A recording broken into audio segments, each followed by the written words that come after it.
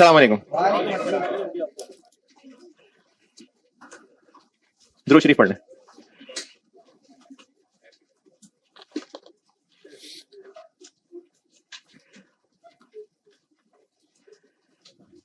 सवाल लिखें।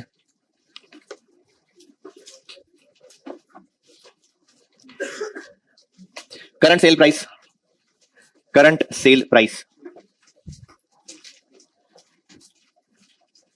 200 per unit, 200 रुपए पर यूनिट।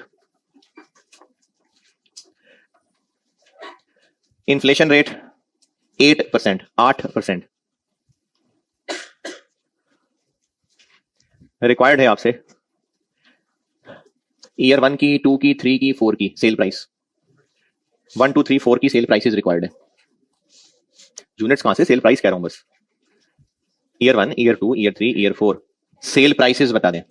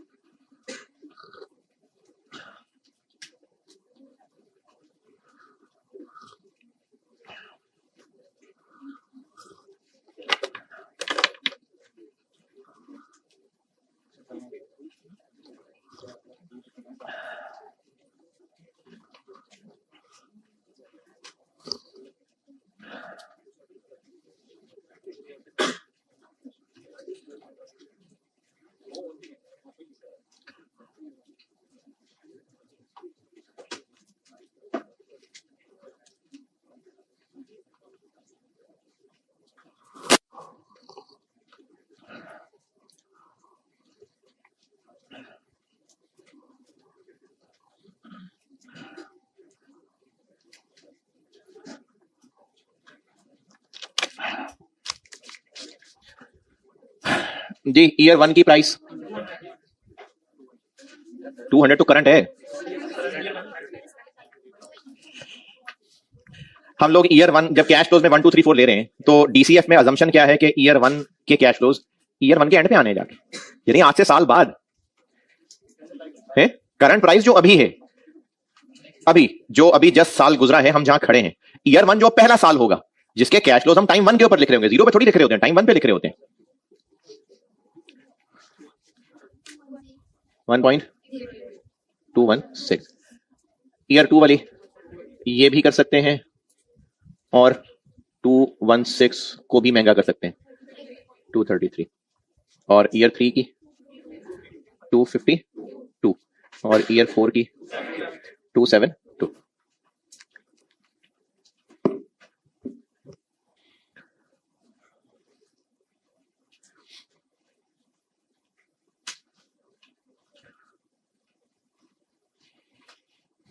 जी कोई एतराज और सवाल लिखें।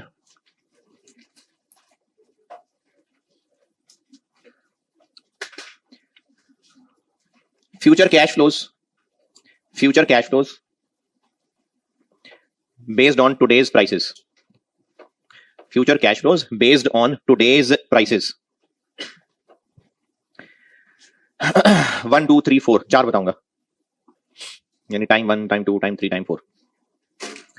40,000 40,000 और 60,000 60,000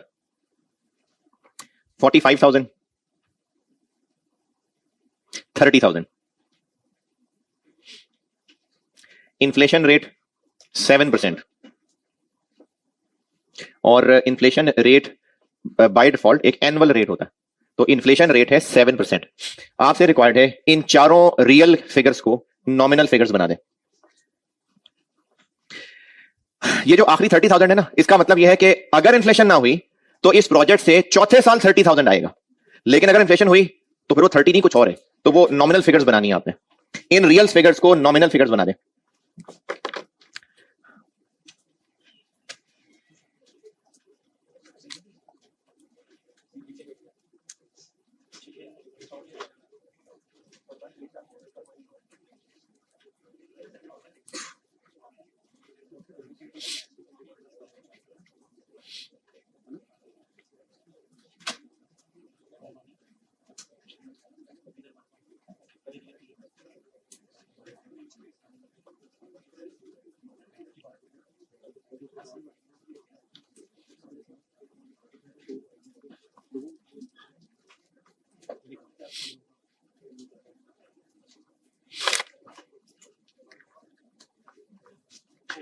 हाँ जी, 1 वाला 40,000, इसको नॉमिनल बनाना है तो 1.07 42 2 वाला 60,000, इसको अच्छा अब ये दूसरा साल है तो इसको इन्फ्लेट भी फिर हमने 2 साल करना, 6 8 6 9 4।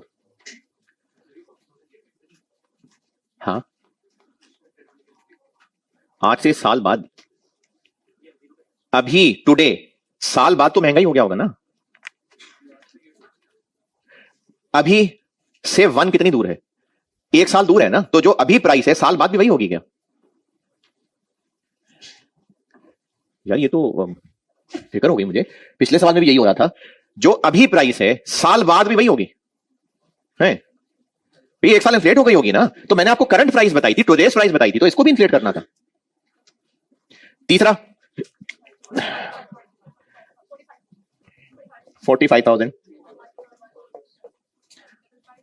55, इस 45,000 की इंटरप्रिटेशन ये है कि अगर महंगाई ना हुई, प्राइसेस वही रही जो अभी हैं, तो ये प्रोजेक्ट 3 साल बाद 45,000 लाके देगा। अगर महंगाई नहीं हुई, अगर महंगाई हो गई तो 45,000 3 साल बाद 3 दफा महंगा हो गया होगा, इसलिए पावर 3 ले रहे हैं। और चौथी फिगर 35,000 1.30,000 पावर 4 39324। तो कैश फ्लोज अगर रियल हैं उनको नॉमिनल बनाना मतलब उनको इन्फ्लेट करना।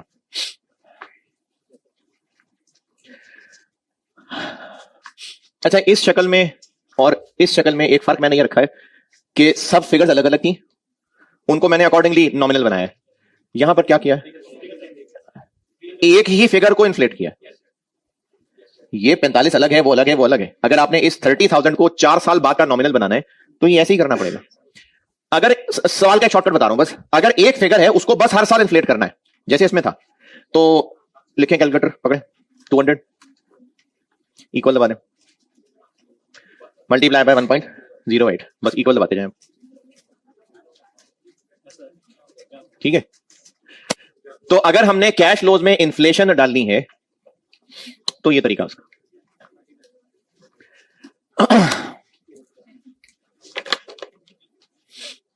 सवाल लिखें।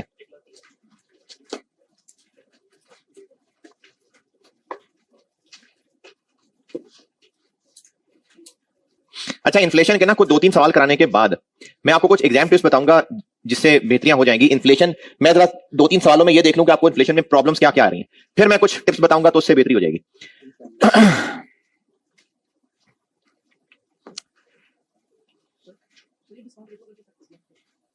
कल क्या हेडिंग दी थी मैंने? कोई भी नहीं। सबसे पहले मैंने इन्फ्लेशन की हेडिंग दी, फिर मैंने उसमें कहा कि डीसीएफ क्वेश्चन में इन्फ्लेशन 2 चीजों को अफेक्ट करेगी, कैश फ्लोज और डिस्काउंट। उसके बाद मैंने क्या किया, effect of inflation on cash flows, बस। और अभी फिर ये कैश फ्लोज कराए, तो मैंने effect of inflation on discount rate लिखा था, अभी नहीं लिखा ना, तो अभी नहीं लिखा।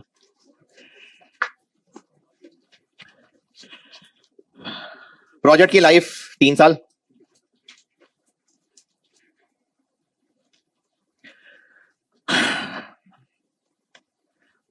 यूनिट्स ईयर 1 में 4200, ईयर 2 में 4500 और ईयर 3 में 5500।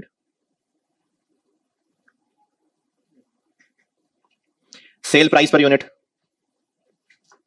सेल यूनिट द्वारा बता रहा हूं, 4200, 4500 और 5500, 4200, 4500 और 5500। सेल प्राइस पर यूनिट 20 और ब्रैकेट में लिखें current.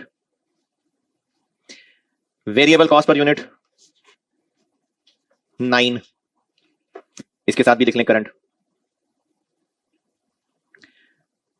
Fix cost 8,000 per year, 8,000 per year, इसके साथ भी लिख लें current.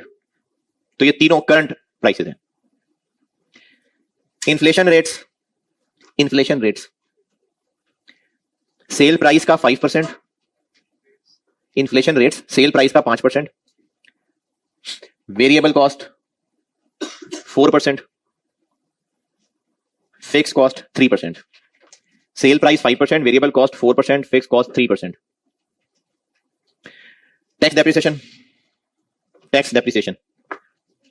25% reducing balance, 25% reducing balance। Cost of plant 80,000, 80,000।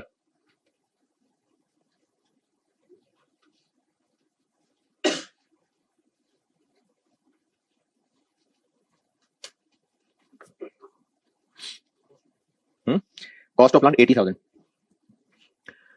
Expected RV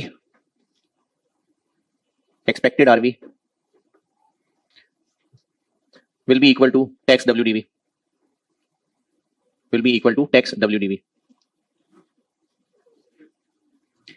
tax rate 30%,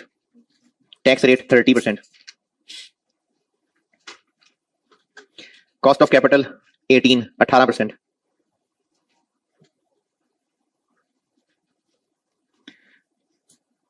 NPV required है। किससे? चलें ठीक है, आपसे करें।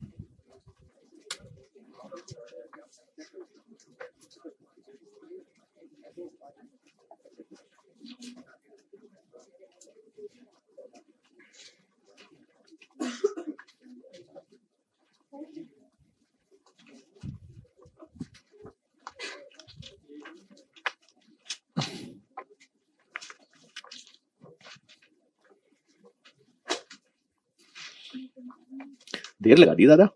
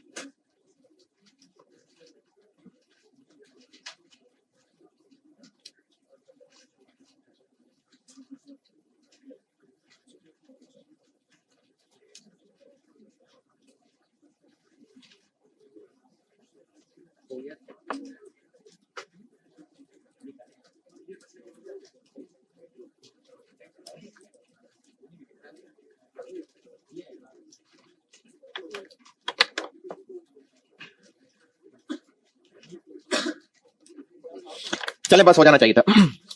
0 1 2 3।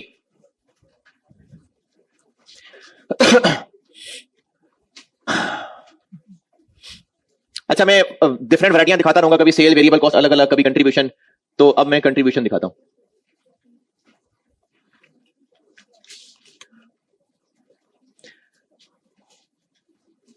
सेल प्राइस 20 है, उसको करना है महंगा, तो हम एग्जामिनर को बता रहे हैं कि LY इंटू 1.05। तो ईयर 1 की सेल प्राइस क्या बनी? 21.5 05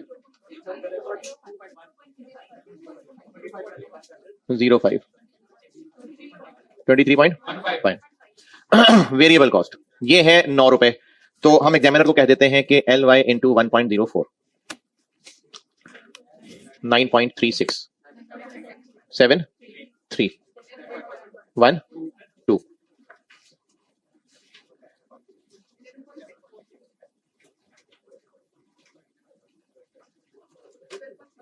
ट्वेल्व पॉइंट 12.3 पॉइंट। ये है पर यूनिट। यूनिट्स हैं 4200, 4500, 5500। तो टोटल कंट्रीब्यूशन बन जाएगी 4888 55 440 7 6 7 1 6 6 5। ये हमने टोटल कंट्रीब्यूशन निकाली। किसी ने अगर सेल्स टोटल निकाली है, वेरिएबल कॉस्ट टोटल निकाली है, ठीक है, बस ये भी एक प्रेजेंटेशन है। बस अच्छा आंसर वो होता है जो सही हो और पढ़ने वाले को समझ आए कि क्या क्या कैसे कैसे किया हुआ।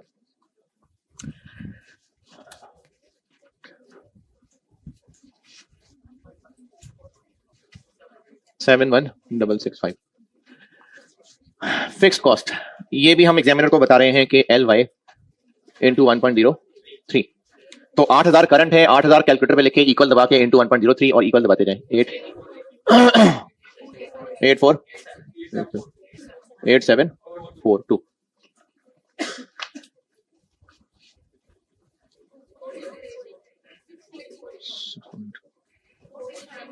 9 5 3 6 2। ये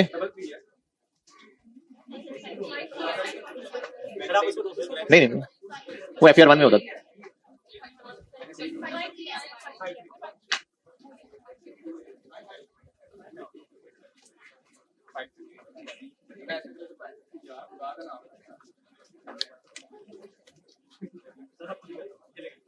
सही सही कह रहे होंगे।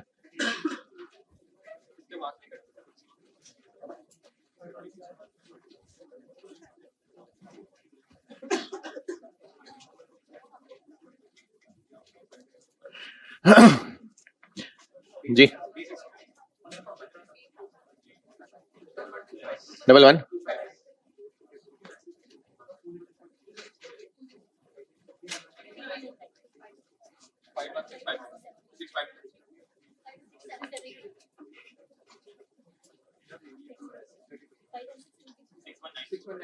9 9 5 1 5 5 0 2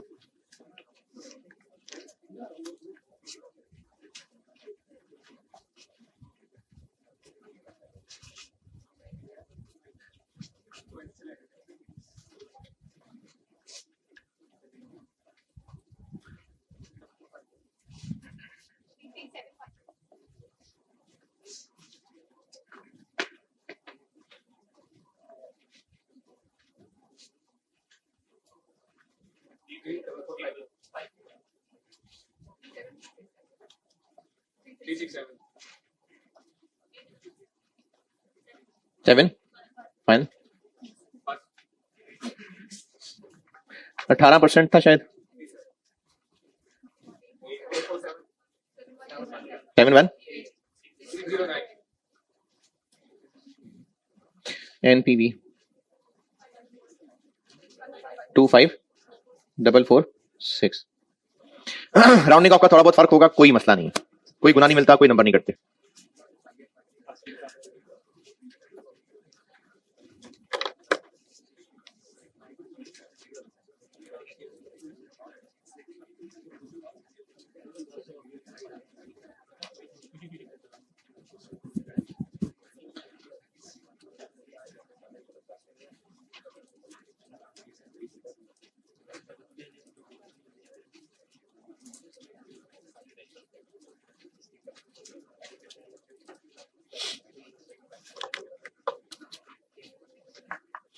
जी बताएं, इसमें कोई परेशानी, तकलीफ, को बुरा लगा हो किसी को?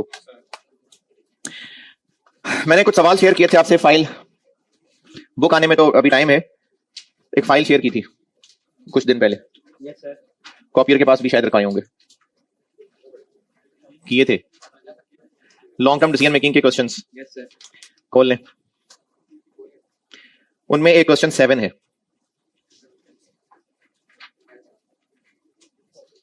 क्लाउडी कंपनी लिमिटेड,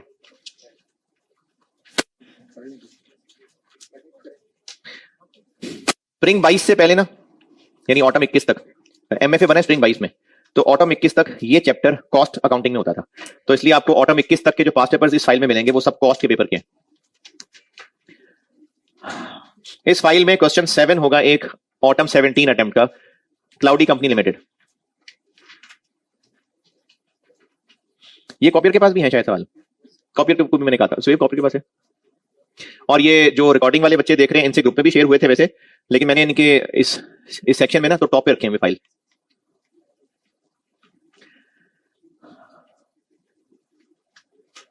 सुहेब दोबारा शेयर कर दे यार, अभी परेशान बैठे लोग तो दोबारा कर दे शेयर, दोनों ग्रुप में कर दे शेयर।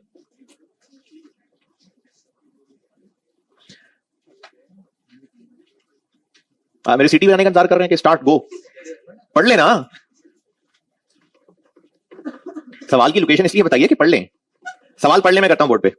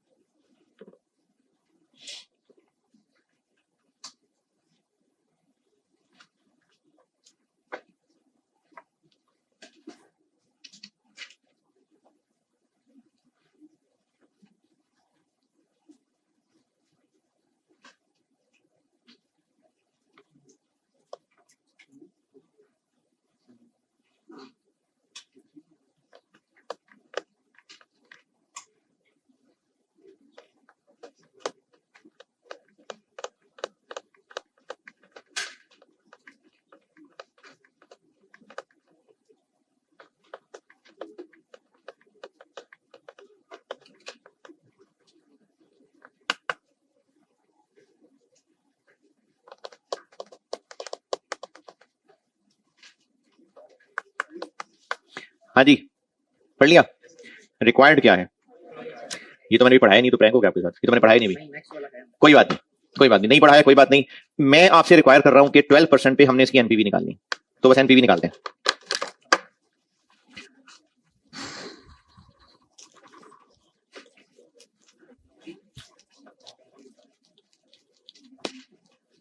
अच्छा, इस फाइल में वो एमएफए के पास पेपर्स नहीं है, वो मैंने शायद पहले आपसे कहा था। 4-6 पेपर है एमएफए के, वो भी ग्रुप में शेयर कर देना यार, क्योंकि कल या परसों, नहीं कल, कल आपको एमएफए के सवालों में से एक पास पेपर में से कराऊंगा सवाल, तो वो भी ग्रुप में आपके पास हो।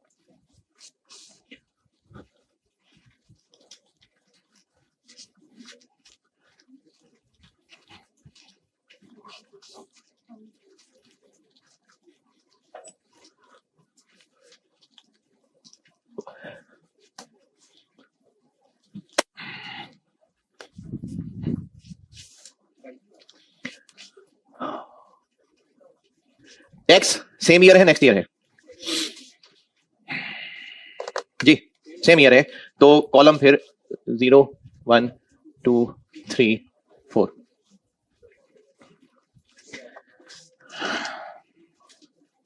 अच्छा, फिगर जो है वो जब आप मल्टीप्लाई करेंगे तो ये मिलियंस में जाएंगी, तो आप रुपीज इन मिलियन में भी सवाल कर सकते हैं और रुपीज इन थाउजेंड भी कर सकते हैं। रुपीज में करेंगे तो बड़े बड़े नंबर बन जाएंगे, तो रुपीज इन मिलियन भी ठीक है, रुपीज इन थाउजेंड भी बिल्कुल ठीक है। बल्कि बीच में कुछ फिगर्स है ही मिलियन ना, तो मिलियन ही कर ले और छोटे डिजिट हो जाएंगे, रुपीज मिलियन।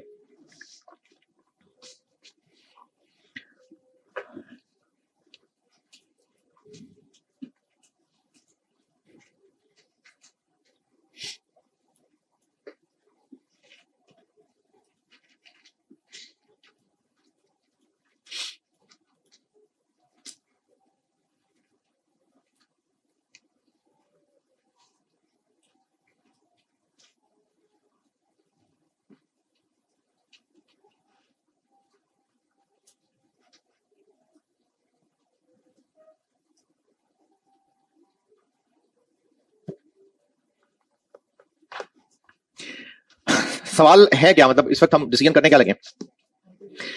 नहीं, एनपीवी निकालनी तो है, लेकिन डिसीजन क्या होने लगा है कि ये जो हम D44 नया प्रोडक्ट लॉन्च कर रहे हैं, इसके लिए ये प्लांट हमने खरीदना है कि नहीं खरीदना। तो D44 है वो प्रोडक्ट जिसको हम एवेल्युएट कर रहे हैं। तो D44 के आपको यूनिट्स बताए हुए हैं, और cell point number 2, sale price है पॉइंट नंबर 3, सेल प्राइस है, वेरिएबल कॉस्ट है, और ये दोनों फिगर्स करंट हैं, ईयर 1 की फिगर्स हैं, ईयर 1 की, और इन्फ्लेशन ईयर 1 की फिगर्स दी हुई हैं। तो फिर इन्फ्लेशन कब से अप्लाई करें? ईयर 2 से। और अभी जिस पैटर्न पे सवाल किया था, चलो वैसे ही कर लेते हैं। D44 की कंट्रीब्यूशन वर्किंग 1,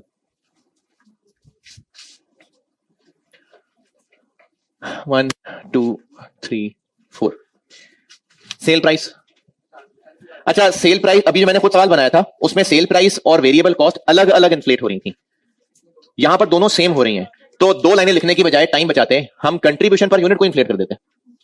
सेल प्राइस और वेरिएबल कॉस्ट दोनों सेम रेट से इन्फ्लेट हो रही हैं, तो ठीक है, कंट्रीब्यूशन इन्फ्लेट कर देते हैं। ईयर 1 का कंट्रीब्यूशन 8000 और LY इंटू 1.1, 88 9680 648। ईयर 1 की सेल प्राइस और वेरिएबल कॉस्ट दी हुई थी, वो कंट्रीब्यूशन लिखी, और उसके बाद इसी को 10% इन्फ्लेट कर दिया। कंट्रीब्यूशन को ही 10% इन्फ्लेट करने पे एतराज। पिछले सवाल में ना सेल प्राइस और वेरिएबल कॉस्ट के इन्फ्लेशन अलग अलग थे, तो वो अलग अलग ही निकालनी थी, फिर माइनस करके कंट्रीब्यूशन था। यहां पर सेल प्राइस वेरिएबल दोनों ने 10% पे ग्रो करना है, तो फिर कंट्रीब्यूशन को 10% पे बढ़ा लिया, और यूनिट्स उसने दिए हमें 20 25 27 29। तो टोटल बन जाएगा, और टोटल मिलियन में ही बता दीजिएगा, 160 220 261.36 3.8 79। देख लें, बहुत क्रिटिकल मसला होता है कि इसको बहुत ध्यान से देखें, ईमान का मसला बन जाएगा, बहुत ध्यान से चलिएगा। 79।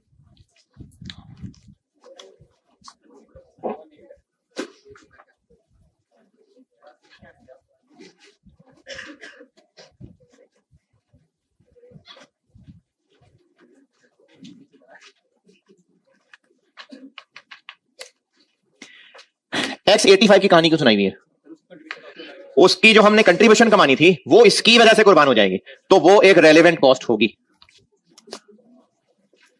अच्छा, उस पर कितनी कंट्रीब्यूशन कमानी थी वो भी ईयर 1 की फिगर दी हुई है 55, और वो जो कमानी थी उसने भी महंगा होना था।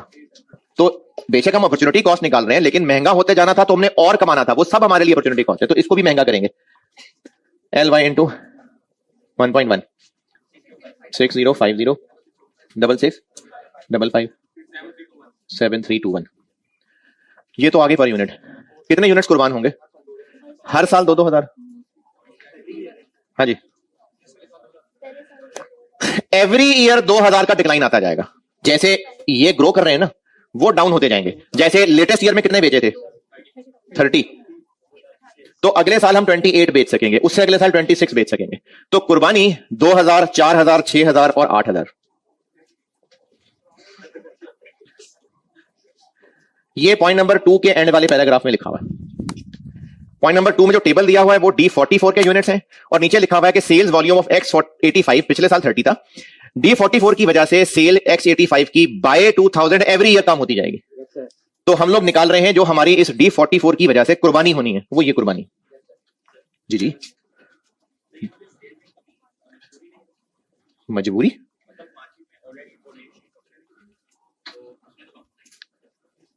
नहीं नहीं, D44 की वजह से होगी। D44 आ गई मार्केट में, तो फिर डिसीजन किस बात का कर रहे हैं हम?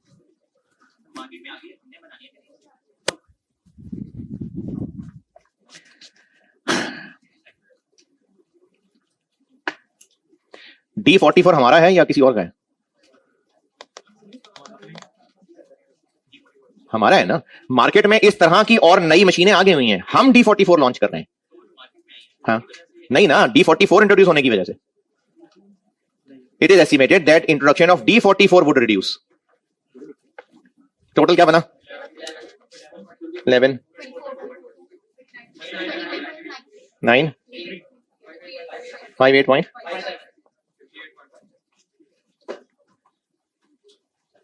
जी जी, ये क्या है, कैसे आए? अच्छा, पिछले साल X85 के कितने यूनिट्स बिके थे? 1 2 3 4। D44 के कितने बिकेंगे 1 में? 20,000। ईयर 2 में 25 27 29। D44 की सेल्स बढ़ रही होगी, X85 की कम होती जाएगी। पिछले साल 30 थी, अगले साल बाय 2000 28 रह जाएगी, बाय 2000 एवरी ईयर। उससे अगले साल 28 28 चलेगी या 2000 और कम हो जाएगी, 26 24 22। तो इसकी वजह से X85 में कितनी कुर्बानी होती जा रही है? 2000 यूनिट्स की, 4000 की, 6000 की और 8000 की।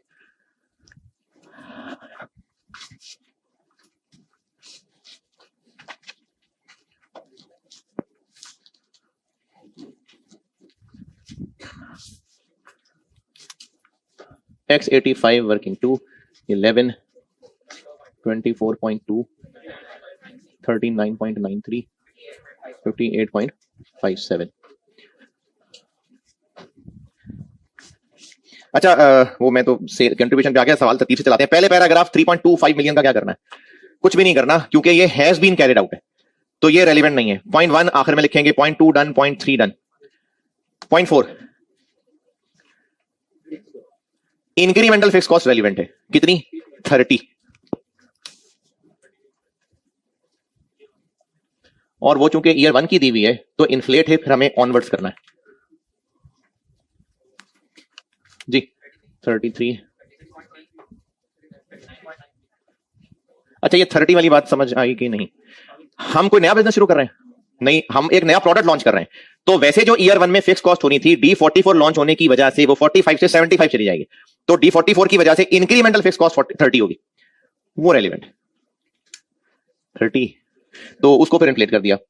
पॉइंट, अगर सिर्फ fix cost in year 1 are estimated at 45 million full stop, तो बस ये 45 रेलिवेंट होती। Point 3 done, 4 done, 5 done. Point 6 depreciation है और टैक्स है, और बस खत्म सवाल।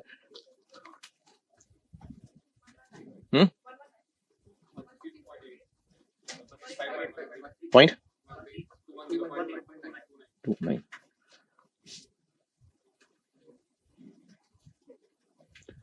प्लांट कितने का होगा? 450 और इसकी आरवी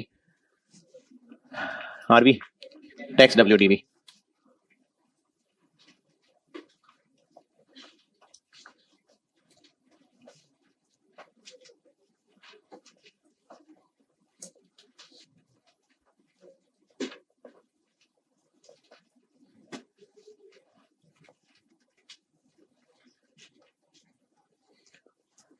टैक्स कितने परसेंट है? 30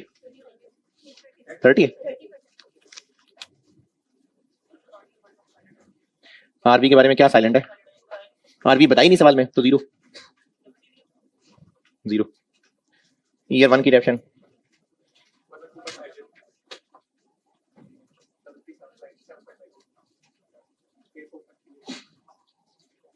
$84.38 $253.12 $63.2 $189.84 $47.142.38।